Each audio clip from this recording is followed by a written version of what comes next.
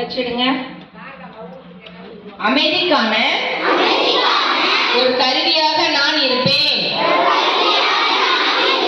என்று உறுதியளிக்கிறேன்.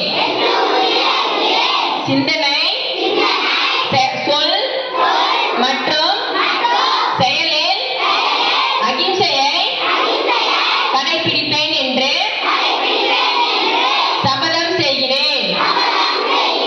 மன்னிப்பை வலிமையின் இறுதி அடையாளமாக நான் தேர்வு செய்கிறேன்.